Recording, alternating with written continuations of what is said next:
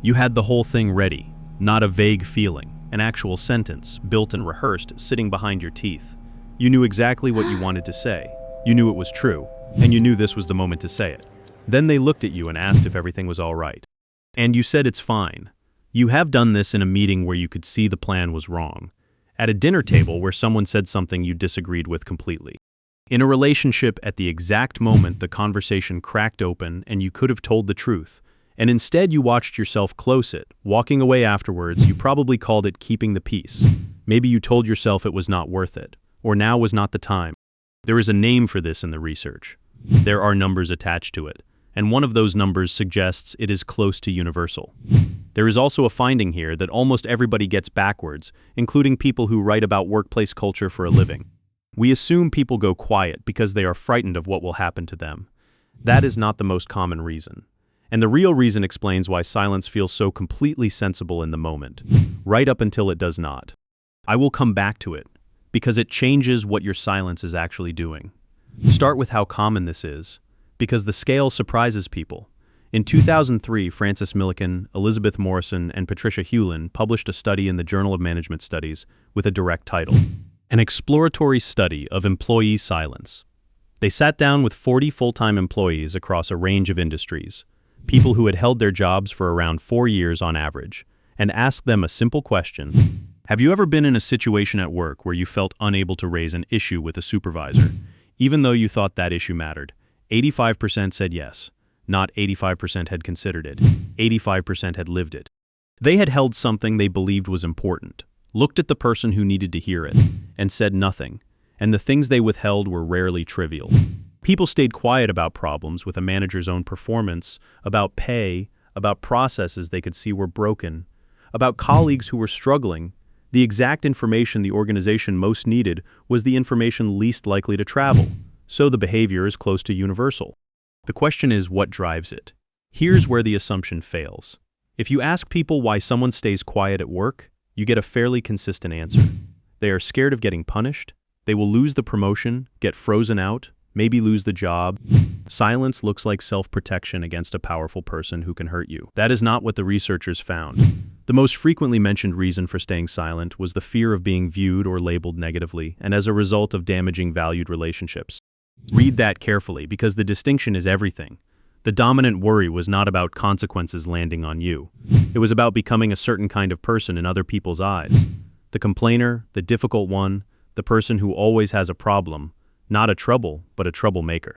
And underneath that sits something quieter. People were protecting relationships they cared about. They stayed silent to remain someone the other person still liked. Once you see that, the whole thing makes a different kind of sense, because a fear of punishment is easy to argue with. You can weigh it, you can decide the risk is acceptable, but a fear of being seen differently is much harder to reason your way out of, because it is not about a future event. It is about what you become in this room, in the next 4 seconds, permanently, in the mind of someone whose opinion of you matters. That is why silence arrives so fast. You're not calculating risk. You are protecting an identity, which brings us to why the maths feels so obvious in the moment. Think about what each option costs. If you speak, the cost is immediate, visible, and personal. You watch the room change. You see their face shift. You feel yourself becoming the person who made things awkward. The benefit is vague, delayed, and might never arrive. If you stay silent, the benefit is immediate and certain. The moment passes, everyone stays comfortable. You remain who you were. The cost of silence, meanwhile, is invisible. It shows up later somewhere else, in a form you will not connect back to this conversation. So in the 4 seconds you have to decide. The ledger is rigged. One column is full of specific, vivid, arriving now consequences. The other column is empty, because the consequences of silence have not happened yet. Silence wins that comparison almost every time, and it wins it honestly. You're not being cowardly, you're being sensible about the only information available to you at the moment of choosing. But there is a problem with that whole framework, and it is the part most people never consider. Silence is not an abstention. You experience staying quiet as opting out, as declining to add anything, as leaving the situation exactly as you found it. The other person does not experience it that way at all. They receive your silence, and because human beings assign meaning to everything, they give it one. Your silence in that meeting gets filed as agreement. Your silence at the dinner table gets filed as you did not mind. Your silence in the relationship gets filed as things are fine. You thought you were saying nothing. What you sent was a message, and someone else chose what it meant. That is the trap sitting inside every one of these moments. The safest available option, the one you picked precisely because it committed you to nothing, quietly commits you to a position you never held, and the longer you hold it, the more real that position becomes, because now there is a history of you seeming fine with it.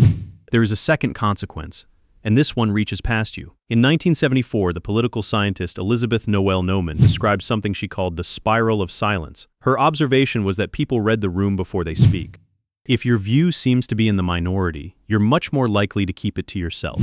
Now follow what that does at scale. Your silence removes your view from the visible room, which makes the room look more one-sided than it is, which makes the next person who agrees with you even more certain that they are alone, so they stay quiet too. And the room looks more one-sided still. Everyone in that meeting who thought the plan was wrong is looking at everyone else's silence and concluding they are the only one. Nobody agreed with the plan. The room simply produced the appearance of agreement, out of nothing but a collection of people each protecting their own reputation. Your silence is not neutral for you, and it is not neutral for anyone else in the room either. Now, the last mechanism, which is the one that makes this stick. In that same study, 20% of people said they believed their managers would not be responsive to any concerns employees raised. Not this concern, any concern. Morrison and Milliken had already suggested what happens next. When silence becomes the norm, it reinforces the sense that speaking is futile, and that can settle into something closer to learned helplessness. People stop raising things, then they stop noticing they have things to raise, and eventually they stop believing raising things is a thing that works. Look at the shape of that loop. You stay silent because you suspect it would not change anything. Your silence guarantees nothing changes, and nothing changing becomes the evidence that you were right to stay silent. The belief manufactures the proof that justifies it. That is why long-running silences are so hard to break. You're not just facing one difficult conversation, you're facing years of accumulated evidence that these conversations do not work, all of which you generated yourself. Everything so far has been about rooms and organizations. There's a version of this that lives closer in. In 1991, the psychologist Dana Crowley described a pattern she called self-silencing. She was looking at how people manage close relationships, and she identified a set of habits: putting your own needs last, judging yourself by external standards, staying quiet to keep a relationship safe. Later work built a measure for it, and across more than 100 studies since, higher self-silencing has been associated with higher rates of depression. One correction is worth making, because the popular version of this research gets it wrong. Jack's original theory assumed women would self-silence more than men, and that this might help explain differences in depression rates. That assumption was not confirmed. Later work found men score comparably, and in some studies higher. Self-silencing is a human pattern rather than a female one, and framing it otherwise leaves half the people doing it with no name for what they are doing. Two honest limits on that research. These findings are correlations, so they do not establish that self-silencing causes depression, and the effect sizes vary considerably between studies. What they do show is that this is a pattern worth taking seriously rather than a personality quirk. And if you recognize yourself in that description, if the quiet has become the way you do every close relationship, rather than a thing that happens occasionally, that is worth raising with someone qualified. Not because something is wrong with you, because a pattern that old rarely shifts through insight alone. So what do you actually do in the 4 seconds? The advice to just speak up is useless, and it is useless for a specific reason. It asks you to accept the visible cost in exchange for the invisible benefit, which is exactly the trade your mind is built to refuse. Something smaller works better. You do not have to deliver the whole thing. You only have to stop the silence from being read as agreement. There's a large difference between saying nothing and saying, "I want to think about that before I answer." The second one costs you almost nothing socially. Nobody has ever been labeled difficult for asking to think, but it does one crucial job. It removes the blank space that someone else was about to fill in on your behalf. That is a much lower bar than saying everything, and it buys you the thing silence takes away, which is the right to say it later without contradicting a position you never actually took. Here's the reframe worth carrying out of this. You have been treating silence as the option with no consequences. The clean exit. The move that keeps everything exactly where it was. Silence keeps nothing where it was. It sends a message you did not write, to a person who reads it however they like, in a room that will treat it as evidence, inside a loop that will use it as proof. The sentence sitting behind your teeth was never the risky option. That is the cue most people miss. If you have ever swallowed something you should have said, leave a comment and tell me where you were. You do not have to say what it was. Subscribe to Psychology Q, and I will keep showing you the signals hiding in plain sight.